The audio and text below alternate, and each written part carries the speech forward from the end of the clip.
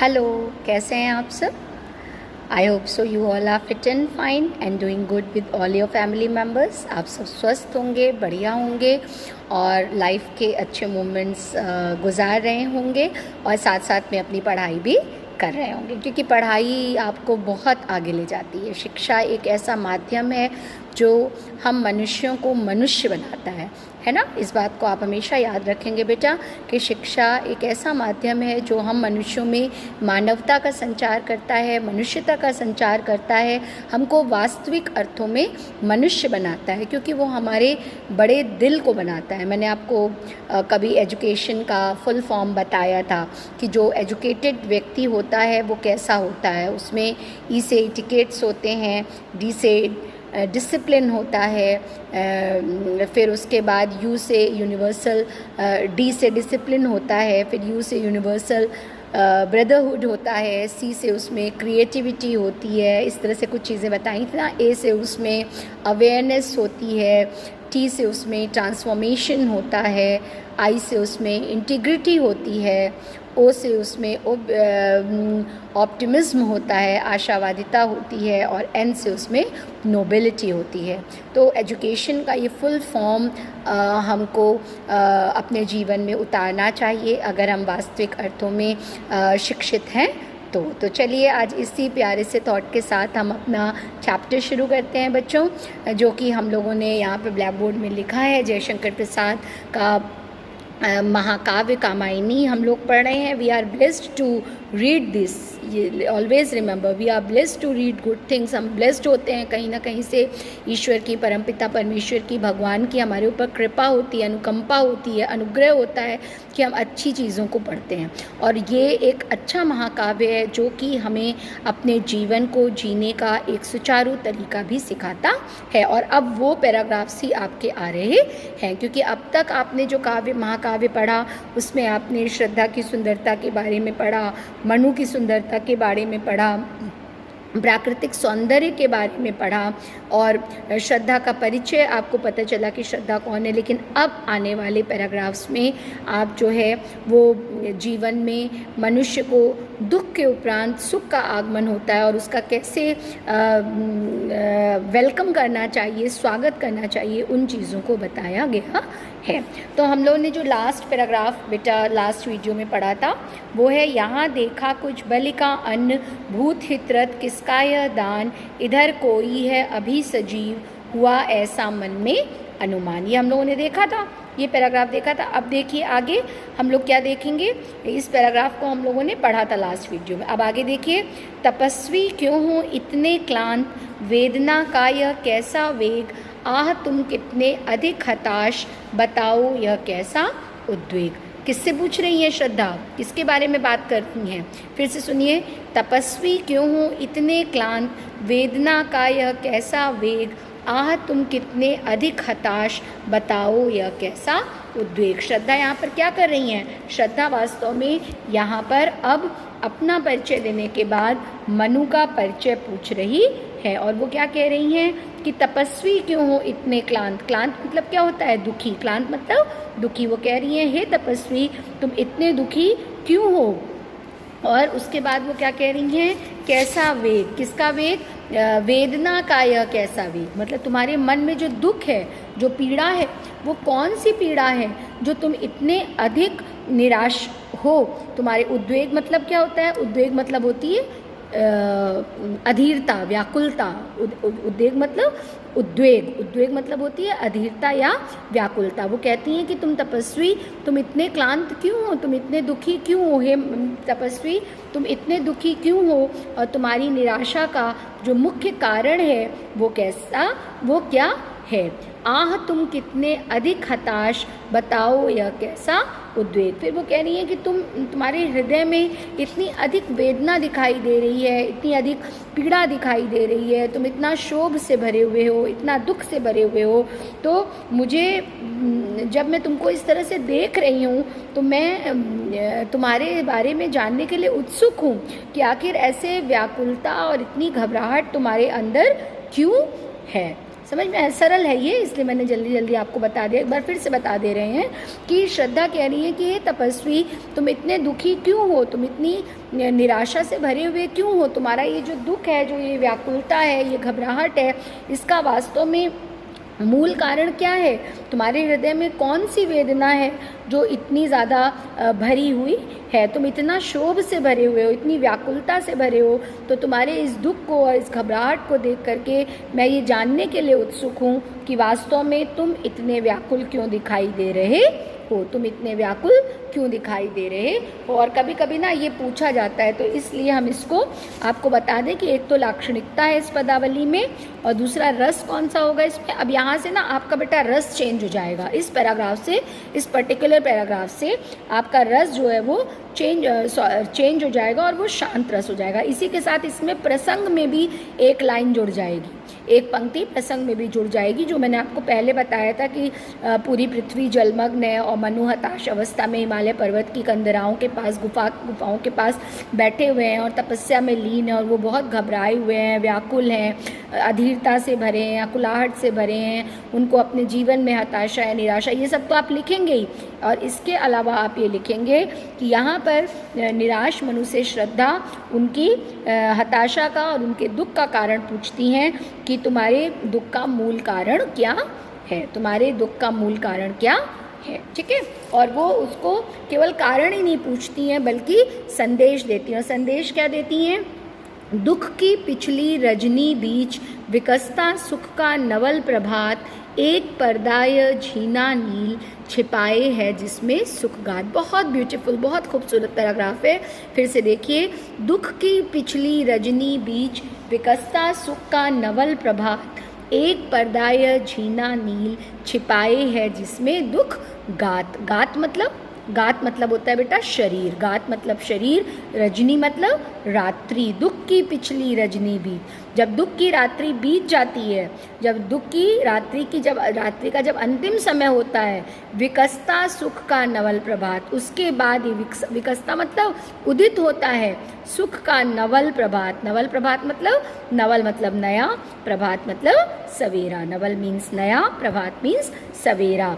एक पर्दाय झीना नील, झीना मतलब झीना वस्त्र कहते हैं ना, महीन सा, एक महीन सा पर्दा होता है। ये दुख और सुख के बीच में एक महीन सा पर्दा होता है जिसको मनुष्य नहीं देख पाता। और गात मतलब होता है बेटा शरीर, गात मतलब शरीर। तो चलिए हम लोग इसका सेंटेंस फॉर्म करते हैं कि वो क्या कहती हैं श्रद्धा, कि मनु श्रद्धा को समझाते हुए कहती हैं। पहले तो आपका प्रसंग चेंज होगा, तो प्रसंग में आप लिखेंगे कि श्रद्धा यहाँ पर जो हताश मनु है, निराश मनु है, उद्वेलित मनु है, जो भी आप लिखना चाहें सब एक है, निराश मनु हैं, उनको समझाती हुई कहती हैं कि जीवन में दुख के उपरांत सुख का आगमन अवश्य होता है। और उसी बात को यहाँ पर वो समझाती हैं कि दुख के बाद सुख का आगमन ज़रूर होता है। और वो कहती हैं कि हे तपस्वी, तुम दुख रूपी रात्रि की जो अंतिम पहर होती है उसको उसमें निराश नहीं होना चाहिए, उसमें हताश नहीं होना चाहिए। क्यों?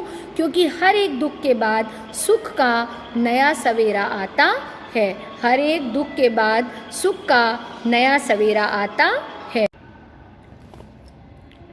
तो श्रद्धा इस प्रकार से मनु को समझाती हैं। क्या कहती हैं कि जो दुख रूपी रात्रि है उसके अंतिम समय जब आता है, जब अंतिम पहर उसका आता है, तो उसके बीतने के बाद ही सुख का नया सवेरा मनुष्यों के जीवन में आता है। वास्तव में सुख ने क्या पहन रखा है? सुख ने, अब इसका एक मीनिंग निकल के आ रहा है, जो ये कहा गया है कि एक पर्दा यह नीला झीना नील छिपाए है जिसमें सुखगात। तो वो कह रही हैं कि वास्तविकता क्या है, कि वास्तविकता में तो सुख ने दुख रूपी नीला झीना सा वस्त्र पहन रखा है। बहुत सुंदर बात वो कहती हैं कि वास्तविकता क्या है जीवन की, मनुष्य के जीवन की, कि वास्तव में हमारे जीवन में सुख ने दुख का महीन और नीला वस्त्र पहन रखा है। जैसे ही ये वस्त्र हटता है, छिपाए है जिसमें सुख गात। जैसे ही ये वस्त्र हटता है वैसे ही हमें सुख की प्राप्ति जीवन में होती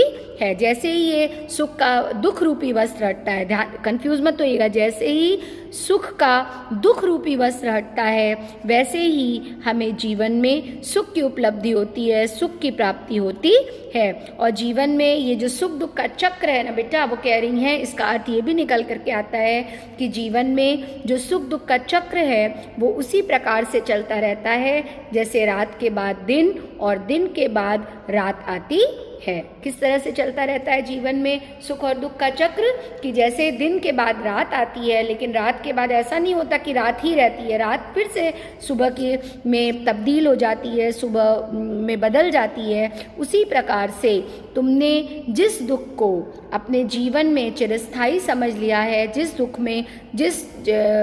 दुख को अपने जीवन में चिरस्थायी समझ लिया है, उसी वो दुख तो वास्तव में क्षणिक है, एक पल का है। वो दुख जो है क्या है, वो वास्तव में एक पल का है। इस दुख ने तो सुख ने तो दुख रूपी वस्त्र पहन रखा है जो कि नीला है, डार्क कलर का। नीला ही क्यों कह रहे हैं, क्योंकि नीला अंधकार का प्रतीक है, डार्कनेस का प्रतीक है। और जैसे ही वो वस्त्र, दुख रूपी वस्त्र मनुष्य के जीवन से हटता है वैसे ही सुख उसके जीवन में आ जाता है। तो ये दुख तुम्हारे जीवन से अवश्य समाप्त होगा और तुम्हारे जीवन में सुख की उपलब्धि ज़रूर होगी, तुम्हारे जीवन में सुख की उपलब्धि ज़रूर होगी। ठीक है, तो ये समझ में आया आपको।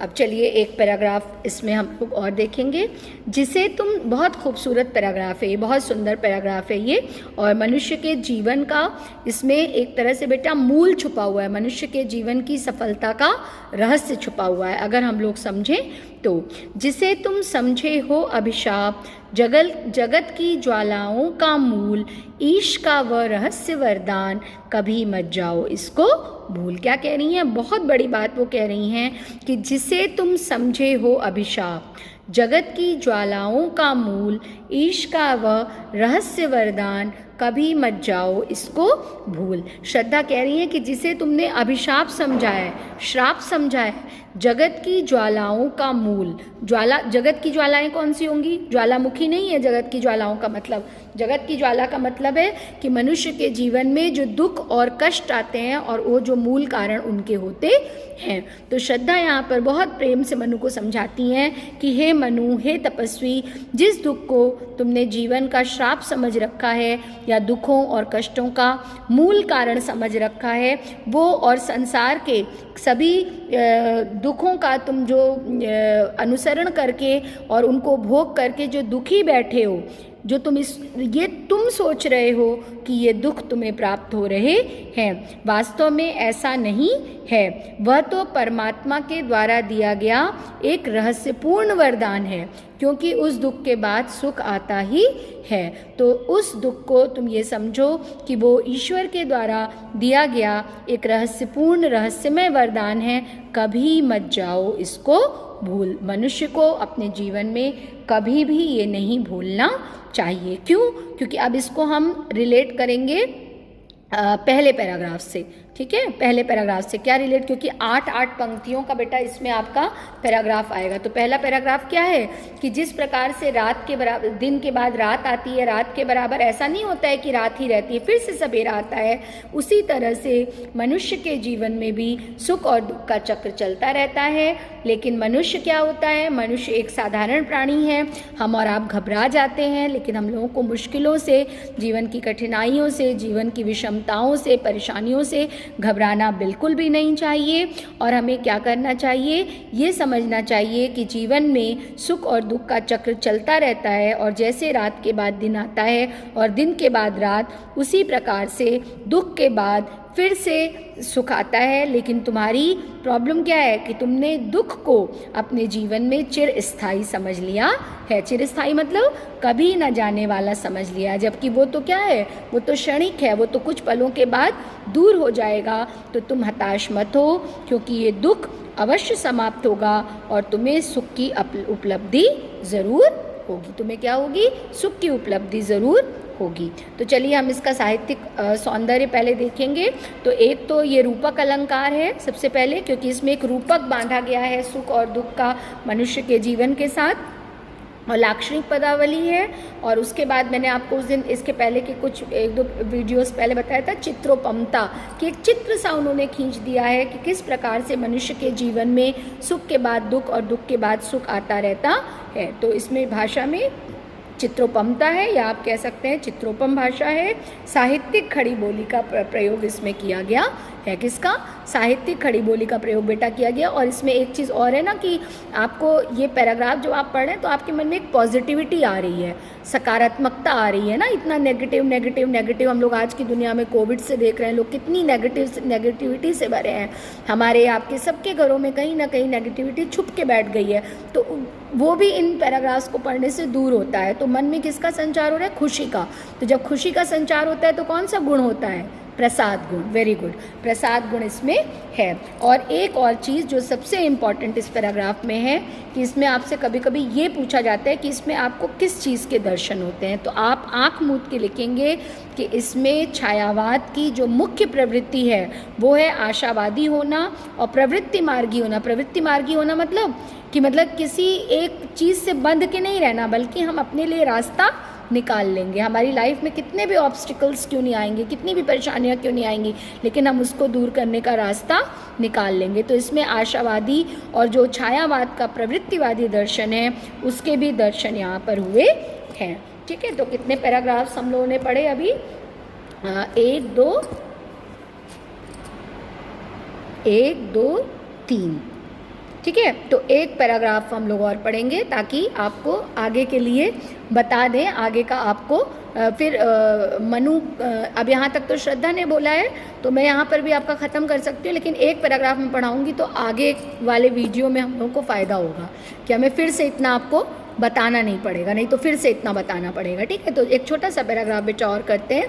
लगे कहने मनु सहित विषाद, मधुर मारुत से ये उच्छ्वास, अधिक उत्साह तरंग आबाद, उठाते मानस में सविलास। देखिए, एक जो मनुष्य जब दुखी होता है तो उसको क्या चीज़ें लगती हैं कि हम आपको कह रहे हैं कि बेटा दुखी मत हो, अपनी परेशानियों से पार पा जाओगे, लेकिन ये कई बार बुकिश बातें लगने लगती हैं मनुष्य को कि ये तो किताबों में लिखा है, दुख तो कभी दूर ही नहीं होगा। तो यही हताशा मनु के मन में भी है, और वो इन बातों को, इतनी सुंदर इतनी अच्छी बातों को सुन करके क्या कह रहे हैं कि लगे कहने मनु सहित विषाद, मधुर मारुत से ये उच्छ्वास, अधिक उत्साह तरंग अबाध, उठाते मानस में सविलास। लगे कहने मनु सहित विषाद।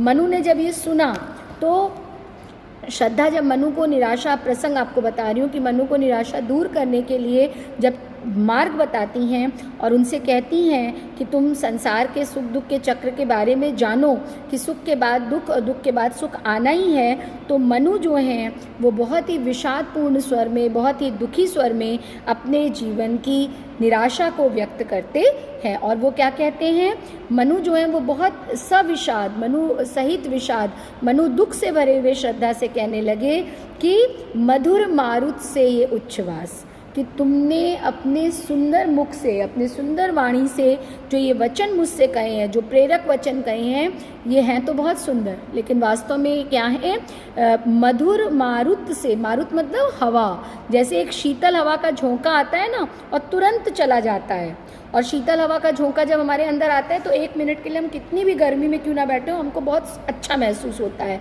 उसी तरह से तुम्हारे ये जो प्रेरक वचन हैं ये शीतल वायु के झोंके की तरह हैं, जो क्या कर रहे हैं, अधिक उत्साह तरंग आबाद, किसके झोंके की तरह है, शीतल वायु की झोंके की तरह हैं, जो अधिक उत्साह तरंग आबाद, उठाते मानस में सविलास। वो कह रहे हैं कि ये जो मेरा मन रूपी मानसरोवर है, जो मन रूपी तालाब है, उसमें उत्साह की तरंगे, मानसरोवर क्यों कह रहे हैं? मनुष्य का मन रूपी सरोवर, तो उसमें ये उत्साह की तरंगे तो उत्पन्न करते हैं, बहुत अधिक तरंगे उत्पन्न करते हैं, लेकिन जब मैं अच्छी तरह से ये जानता हूँ कि जो जीवन है वो किस तरह से भरा हुआ है, वो दुखों से भरा हुआ है, तो जो तुम्हारे ये प्रेरक वचन हैं, तुम्हारे ये जो सुंदर और सफलता को प्राप्त करने वाले और बढ़िया आशा से भरे हुए वचन हैं, वो वास्तव में शीतल वायु के झोंके की तरह हैं,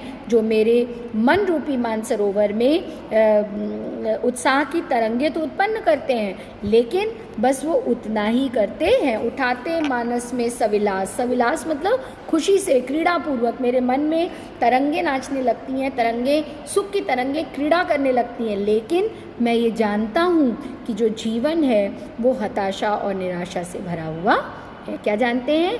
कि वो निराशा और हताशा से भरा हुआ है। ठीक है, तो यहाँ तक आप अपनी कॉपी में पूरा लिखेंगे, इसको समझेंगे, और इसके बाद अभी और भी पैराग्राफ्स इसमें काफ़ी सारे हैं, तो मुझे लगता है कि 2 से 3 वीडियो में आपका ये चैप्टर कंप्लीट होगा। जहाँ तक मुझे लगता है 3 वीडियो उसमें अगर अच्छे से पढ़ाया जाएगा, देखूँगी मैं, अगर 2 में हो जाता है कंप्लीट तो 2 में क्वालिटी नहीं घटनी चाहिए, इसलिए मैं बार बार, क्योंकि ये बहुत इम्पॉर्टेंट चैप्टर है आपका, काफ़ी इम्पॉर्टेंट चैप्टर है।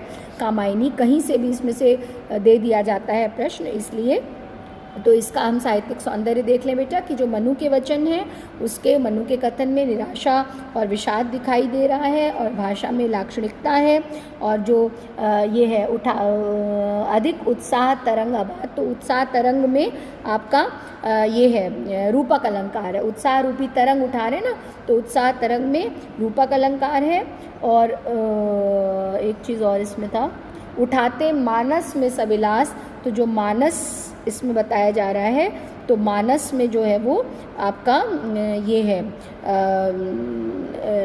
श्लेष चिपका हुआ है मानस में, क्योंकि मानस का 2 अर्थ है यहाँ पर, तो इसमें जो श्लेष से पुष्ट रूपक अलंकार आप कह सकते हैं, क्योंकि मानस का अर्थ यहाँ पर मन भी है और मानस का मतलब यहाँ पर सरोवर भी है, तो इसलिए यहाँ पर श्लेष अलंकार है। फिर उसके बाद ये लास्ट वाला सेकंड लाइन देखिए, मधुर मारुत से ये उच्छ्वास, तो जो ये लाइन है मधुर मारुत से ये उच्छ्वास, इसमें आपका उपमा अलंकार है। कौन सा अलंकार है? उपमा अलंकार है, और खड़ी बोली का प्रयोग है। कौन सा अलंकार है? उपमा अलंकार है और खड़ी बोली का प्रयोग है। ठीक है, तो it's all for today, have a nice day and take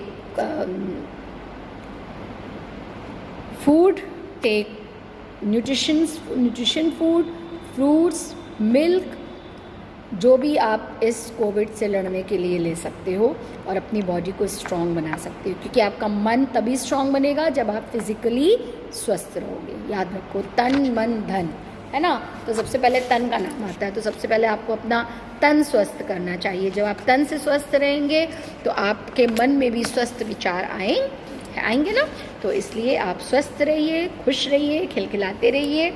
ईश्वर आपको सदैव प्रसन्न रखे। Bye, thank you.